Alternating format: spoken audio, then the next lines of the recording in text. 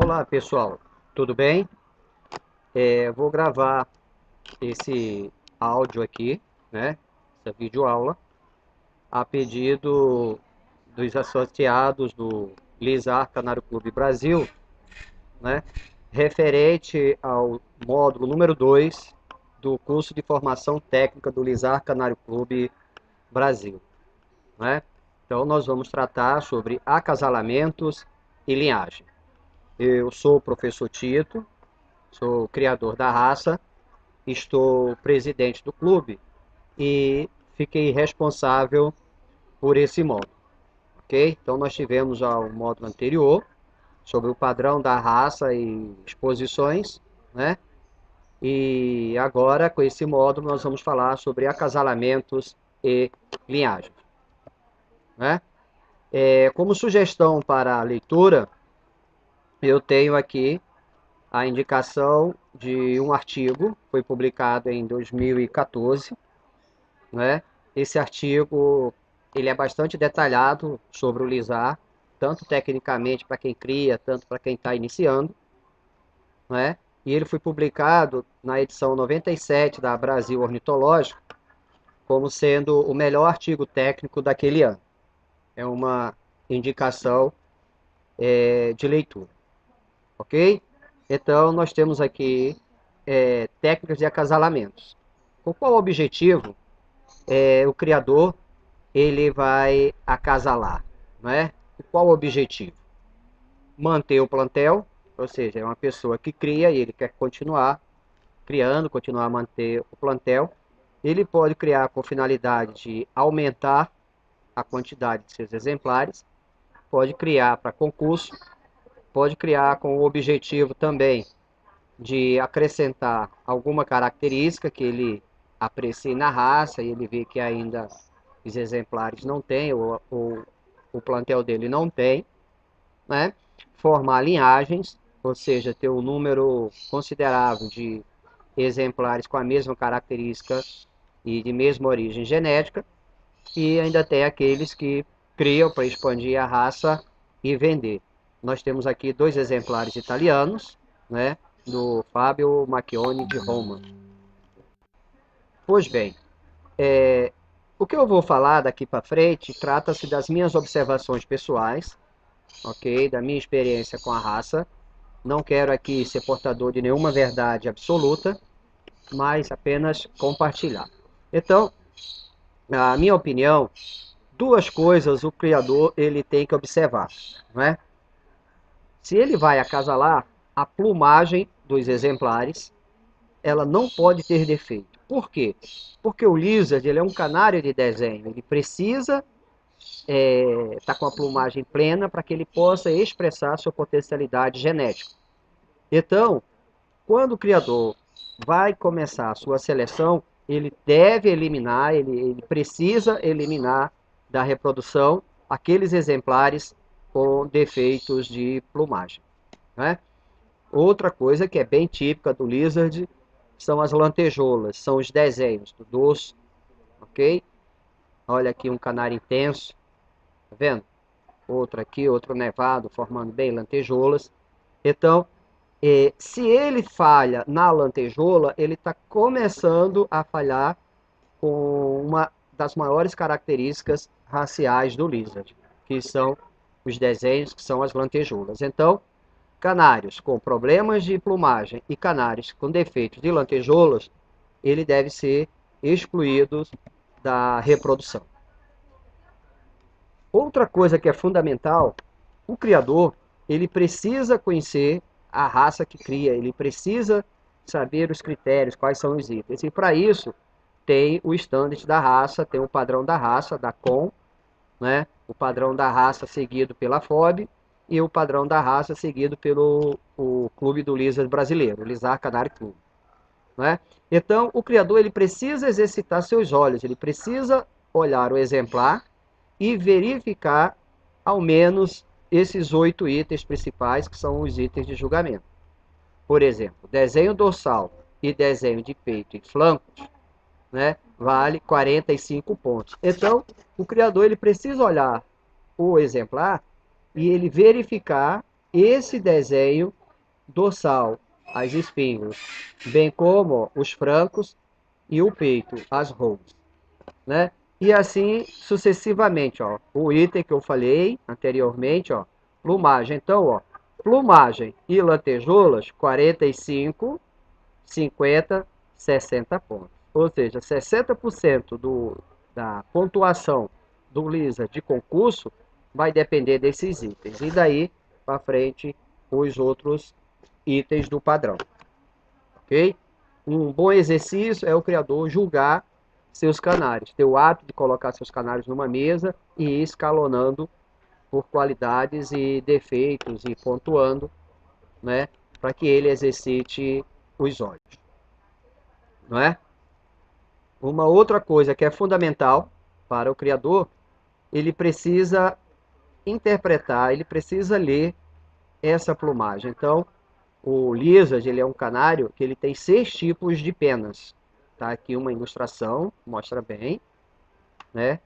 Peguei isso aqui do blog inglês do Roel Evans, né?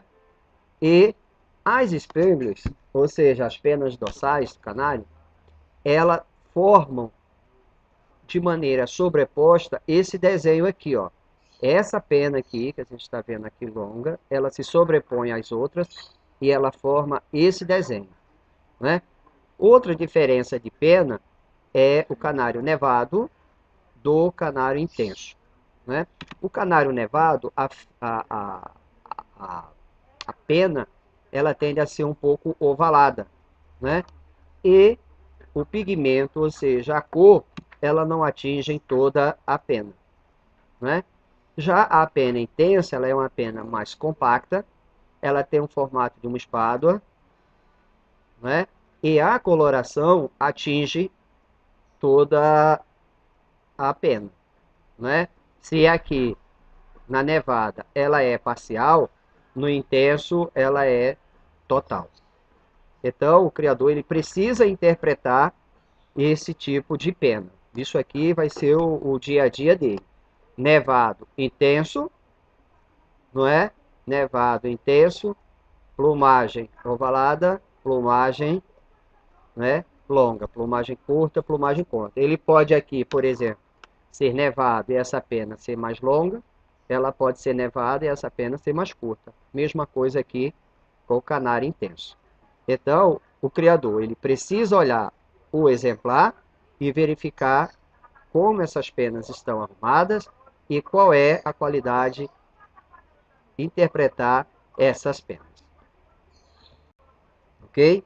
Então, agora nós vamos para o tipo de acasalamento, né? Aqui uma ninhada, também italiana, do Mujingueira, né? Então, quais são as possibilidades de acasalamento? Possibilidade de formar casais. Intenso com nevado, intenso com intenso, nevado com nevado. Aqui são os canários de fundo amarelo. Já os canários de fundo vermelho vão seguir esses mesmos critérios, porém o criador ele tem que focar, ele tem que ficar atento ao lipocromo vermelho. O Lizard de fundo vermelho, ele precisa expressar com a máxima intensidade possível, a máxima expressão possível, a cor vermelha. E aqui os canários de fundo branco, eles têm as suas especificidades, ok? Então, amarelos, intenso nevado, intenso intenso, nevado nevado. Fundo vermelho, mesmo critério do amarelo, com foco maior na cor de fundo. E o canário branco, nós vamos ver em frente, ele tem algumas particularidades. Vamos ver agora, então, cada uma dessas possibilidades, né? O mais comum, o intenso e o nevado. São aqui dois canários meus, dois canários que foram campeões brasileiros, não é? Um intenso e um nevado. Então vamos aqui mais dois belos exemplares. Intenso e nevado, ou seja, é o acasalamento mais seguro, mais indicado e mais frequente. Quais são os benefícios? Exemplares mais harmônicos, né? Melhor plumagem, melhor desenho dorsal, né? Pode ser macho, fêmea, macho, ou seja, não interfere ser o macho intenso ou o macho ser nevado, não, basta Apenas um do casal ser intenso, o outro sendo nevado, né? Tipos de penas: penas longas, penas curtas e penas mistas. Ou seja, você pode acasalar duas penas longas, você pode acasalar duas penas curtas, porém, o mais indicado é um canário de pena longa e o outro de pena curta. Não necessariamente intenso nevado, tá? Intenso nevado, e assim você pode ficar à vontade para usar os três tipos de pena. Mais indicado, um pena longa e um pena curta. Temos aqui dois exemplares intensos, né? Um canário inglês, uma fotografia excelente também aqui do Ro Evans, e um canário italiano, de Muginguera, belíssimos todos dois. Então, dois canários intensos. Qual o resultado disso? Exige muito cuidado e conhecimento dos ancestrais, ou seja, se você vai acasalar dois canários intensos, você precisa conhecer os ancestrais desses canários, como era a plumagem, como era a pena, para que você possa juntar com a devida segurança. Benefícios: melhora a oxidação, o canário tende a ter a parte escura mais acentuada, e melhora também a cor de fundo desse canário, o lipocromos. Os filhotes desse acasalamento não podem, ou seja, aqueles que nascerem intensos, continuar acasalando seguidamente com outros intensos. Ou seja, o fruto desse acasalamento, você precisa ficar atento para não ficar repetindo, consequentemente, intenso com intenso, por várias gerações, né? Prejuízo desse tipo de acasalamento: o desgaste, aliás, o descarte da prole é maior. Então vai ter um percentual maior de canários que você não vai colocar em exposição e não vai segurar no seu plantel. Diminui o tamanho dos indivíduos, né? O percentual desses canários ele sai de tamanho um pouco menor. Costuma também ocorrer erro na formação das lantejoulas, ou seja, o desenho dorsal às vezes fica bem mais escuro, bem mais característico, mas fica estriado. Ou seja, é até um canário bonito, mas ele perde uma das principais características do canário lizard, né? Também ocorre perda de cobertura de pena em áreas específicas, por exemplo, na coxa, ao redor dos olhos, e aumenta em alguns exemplares a área de pena mais clara ou mesmo pena branca ao redor do cloaca. Isso aqui agora, recentemente, há uns 3 anos para cá, alguns juízes já têm ficado atentos, alguns criadores também, né? Então, tipo de pena, né? O mais indicado para esse tipo de acasalamento é que seja dois intensos de pena longa. Se você não tem, você pode usar um pena longa e um pena curta, e evitar usar dois intensos pena curta. Outro tipo de acasalamento, não é? É o acasalamento entre dois nevados. Tem aqui também fotos do Ro Evans, dos canários ingleses, não é? Dois nevados, um pouco diferentes, se expressam de maneira diferente, mas dois belíssimos exemplares, né? Então vamos, nevado com nevado. É o segundo acasalamento mais indicado. Ou seja, qual é o primeiro? Nevado com intenso. Benefício: melhora os desenhos, tanto de roda e tanto de spinglers, né? Desenho dorsal, desenho de peito.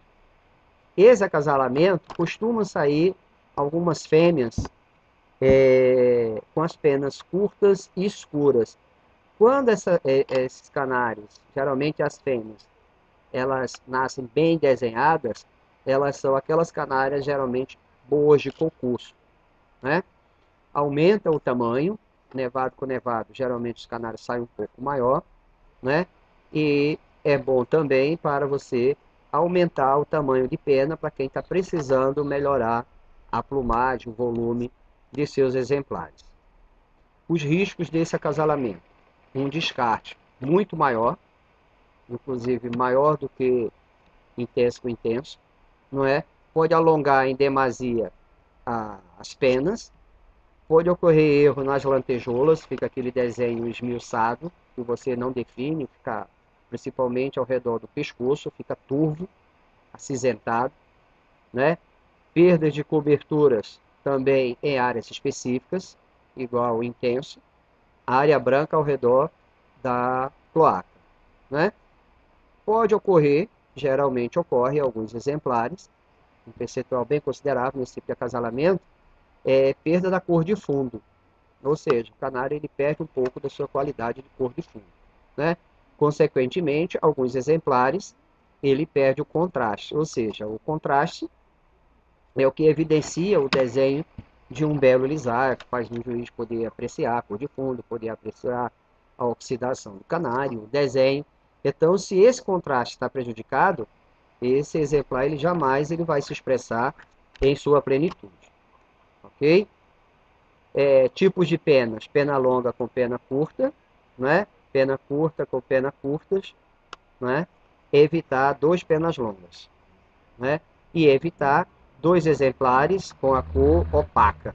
Então, se você tem 2 nevados, que você percebe que a cor de fundo não está muito boa, e que ele está um pouco acinzentado, ele é um pouco turvo, você não tem necessidade, você não deve, não é aconselhado você acasalar esses 2 exemplares, ok? As fêmeas de penas curtas e escuras são as mais indicadas para concurso e para segurar no plantel, ok? Um outro risco é que os filhotes dessa prole, desse acasalamento, né, essa prole, ela não deve dar continuidade a esse tipo de acasalamento. Ou seja, ele é filho de nevado com nevado, na geração seguinte de novo nevado, nevado. Isso não é bom, isso não dá bons resultados, ok? Vamos aos canários vermelhos. Canários vermelhos, tem aqui 2 exemplares também, 2 canários meus, 2 campeões brasileiros. Uma pena a fotografia aqui, o computador não reproduzir a cor de fundo desse canário, mas é uma cor de fundo excelente, um vermelho bem expressivo, bem vivo. Essa canária aqui era uma canária bem escura, né? Uma canária muito interessante, chamou bastante atenção, não é? Então, o canário lizard, o tipo de acasalamento dele, ele é igual o canário de fundo amarelo. Entretanto, você deve focar para não perder essa cor de fundo bem vermelha, porque qualquer erro de acasalamento aqui, qualquer encontro genético não bem sucedido, vai comprometer essa cor aqui e isso fica impregnado geneticamente, dificilmente você vai tirar, né? Aqui, ó, eu fotografei no campeonato alemão, né, acho que tá aqui, 2018, né? Achei muito interessante os canários lisas de fundo vermelho da Alemanha, não é? Porém, a cor lipocrômica deles ainda ficava bem atrás do plantel brasileiro, né? Tá aqui 3 campeões alemães, 3 canários muito bons, mas, na minha opinião, a julgar pelo que eu vi naquele campeonato, o lipocromo deles ainda estava atrás de nós. Outro plantel que tem me chamado bastante atenção, não é? Essa fotografia aqui também não retrata a cor desses exemplares, são os exemplares espanhóis, né? Aqui exemplares do Juan Carlos Blanco da Espanha, não é? Então você vê que já são canários muito típicos, canários muito bom porte, plumagem, né? Devendo ainda na cor de fundo vermelha, e eu acredito que eles estão se aproximando aceleradamente. Muito em breve a Espanha terá canários excelentes, com excelente cor de fundo. Agora vamos ao fundo branco, que tem características bem específicas, né? Aqui também 2 canários que eu também fotografei. Um campeão alemão aqui, muito bonito, achei lindo esse canário. Canário do Andres Star, né? Juiz alemão. E aqui um canário holandês, eu fotografei na casa do criador, do Jack Googles. Esse canário aqui foi campeão mundial em Cesena, na Itália. Eu acho que 93 pontos. Um belíssimo canário. Belíssimo, doce, maravilhoso. Um contraste muito bonito. Um canário completinho. 2 canários excepcionais, né? Sobre o acasalamento de fundo branco, eu vou plagiar aqui um texto, né, de um juiz criador de Portugal, que é nosso amigo Carlos Limas. grande professor de todos nós, né? Então, o Carlos Lima diz o seguinte: quando você acasala fundo branco com fundo branco, 50% da prole tende a nascer de fundo branco, né? 25% vai dar aquele duplo fator, ou seja, ele vai morrer no embrião, né? A gente chama aqui no Brasil de fator letal. É mito ou é verdade? Cada criador faça a sua experiência, né? E 25% da prole vai nascer de fundo amarelo, ou dourado ou prateado, tá? Pode também nascer com os dois tipos de plumagem, tanto curta, tanto mais alongada, ok? Esse acasalamento, ao ser efetuado, torna-se por parte do criador um desafio para não correr riscos elevados, sendo necessário ele perceber dois aspectos, ele saber e dominar dois aspectos: a intensidade da pena, intensa ou nevada. Aí aquele desenho que eu mostrei lá na frente, ele ajuda o criador a interpretar esse tipo de pena, e a estrutura da pena, se é pena curta ou pena comprida. Ou seja, então, mesmo ele sendo fundo branco, para você acasalar, né, entre si, você precisa seguir aquele critério: intenso nevado, pena curta, pena longa, né? Fundo branco no Brasil, né, nós nós usamos, eu acho raramente eu desconheço quem usa fundo branco ou fundo branco, nós usamos canários de fundo amarelo, né? Então tem aqui um outro canário alemão, um outro campeão alemão, fundo branco, e um canário italiano também do Mujinguera. Dois belíssimos exemplares. Então, o lisa fundo branco versus fundo amarelo é o acasalamento mais indicado. Aqui no Brasil, o mais usual é nós usarmos o fundo amarelo intenso com o canário fundo branco. Um erro muito comum nesse tipo de acasalamento é o criador não analisar a estrutura de pena, aquilo que eu falei antes: pena longa, pena curta, a intensidade, intenso, nevado. Então, fundo branco, fundo amarelo, né? Vamos verificar: dois penas longas, dois pena curta, pena longa, intenso, nevado, e você consegue trabalhar aqui. Fundo branco com amarelo nevado é menos usual do que o fundo amarelo intenso. Estou falando aqui de uma realidade brasileira, pois afeta a plumagem, e a prole de fundo amarelo pode ser de qualidade inferior, gerando exemplares com desenho esmaecido, né? Principalmente naquele encontro entre a cabeça e o pescoço. Para efetuar esse acasalamento, se deve observar sempre a estrutura da pena, né? Uma outra observação é que a prole de fundo branco, quando nós acasalamos com amarelo, essa genética ela vai gerar em torno de 30% da prole de fundo branco. Então, o criador que pretende disputar a série, que pretende ter bastante canário fundo branco, ele tem que ter um certo quantitativo. Okay?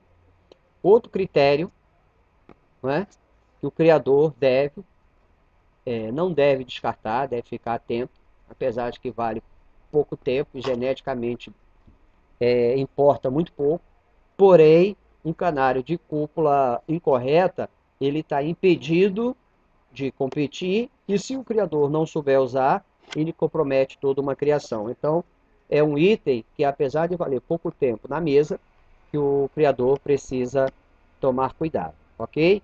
Então, tem aqui desenhos, né, do que vem a ser o canário ideal, né? Traça-se uma linha aqui no meio do bico, a parte inferior dos olhos, termina aqui a cúpula, ok? Essa é a cúpula ideal, mas não existe só essa cúpula, né? Não existe só esse modelo de cúpula, né? Então nós temos o canário de cúpula, olha lá, o meio do bico, a parte inferior dos olhos, final da cúpula, um canário de cúpula.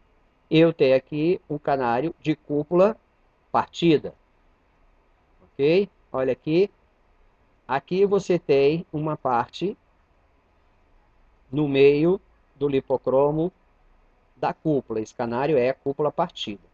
Tenho aqui também outro, ó, cúpula partida. Essa parte aqui, ok? E aqui um canário, não é? sem cúpula. Aqui também, ó, pode considerar, ó, cúpula partida. Qual é a análise que nós devemos fazer aqui? Três coisas nos deve chamar a atenção. O bald face, esse canário, ele deve sair da reprodução. Ok? Esse excesso aqui, isso está na sua carga genética, isso aqui ele vai transmitir. Ok? Esse aqui, o overcap, a cúpula passou um pouco, aliás, aqui passou até bastante, correto? Esse canário, para ser acasalado, ele tem que seguir determinados critérios. Ok? O canário sem cúpula, sem problemas, ele pode cobrir com todos os outros, né? E o canário de cúpula partida, quando ele apresenta aqui na parte final a mancha lipocrômica, geneticamente ele tem essa leitura aqui, ó. Então, se você acasala um canário de cúpula partida com o final aqui, ó, assim, não é? O que acontece? É como se você estivesse acasalando dois canários de cúpula. Então, a tendência, tá? Isso não é uma regra exata, não é genética, não é uma ciência exata, isso não é uma conduta absoluta, mas a tendência é gerar isso aqui, ó, overcap, canários com cúpula um pouco mais extensa. Ok? Aí ainda sobre cúpula, aqui um outro desenho, um reforço de tudo que foi falado antes. Então, ó, aqui eu informo que a cúpula não obedece rigorosamente uma regra genética. Sem cúpulas gera a maioria sem cúpula e cúpula gera poli de cúpulas grandes. Então isso aqui não é um determinante. Isso aqui depende muito do casal, do encontro genético, como são os ancestrais, ok? Não é uma determinante exata, não é? Dando continuidade à palestra de hoje, vamos discutir um pouco sobre genética e linhagem, né? Então, a genética é você, criador, né, brincando de Deus, brincando de criador, né? Você pega as criaturas e você interfere no processo de continuidade daquela espécie, né? É o homem como um artista, né?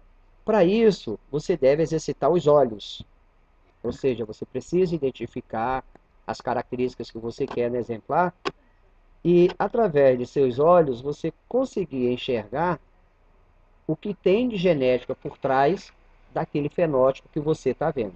Isso aqui é um exercício, com os anos com a prática, você olha um canário, você olha o outro, você já tem ideia, você já tem noção da carga genética que esses exemplares têm e o que eles podem reproduzir. Não é? Então, é você interferindo no processo natural. E quando você vai trabalhar com linhagem, você vai trabalhar com genética, uma coisa se faz necessária.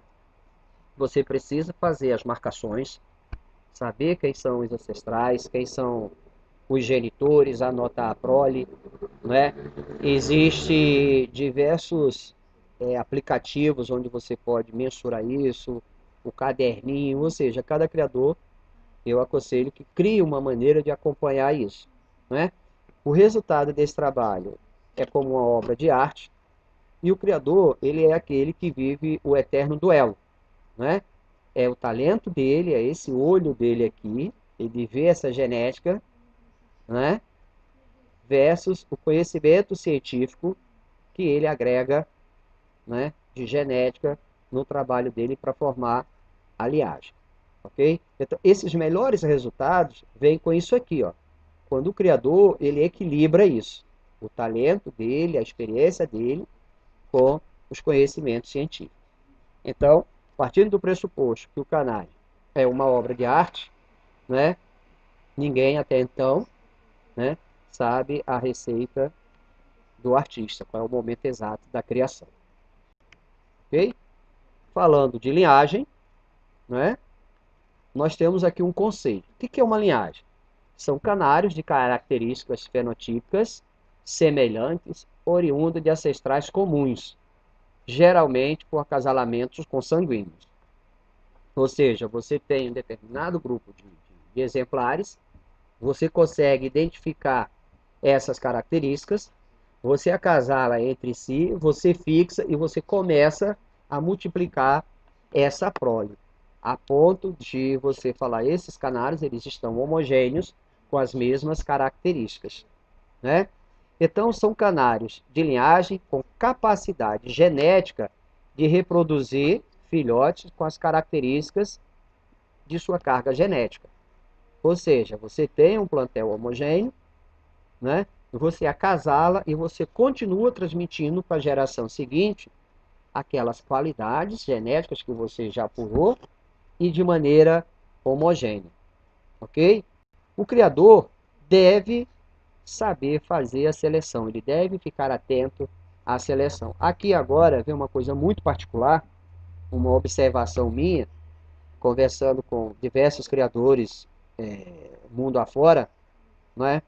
A observação me parece que não é muito diferente. Eu diria o seguinte, ó, o Lizard, você teve um ano de reprodução, vamos lá, 100 exemplares, 200 exemplares.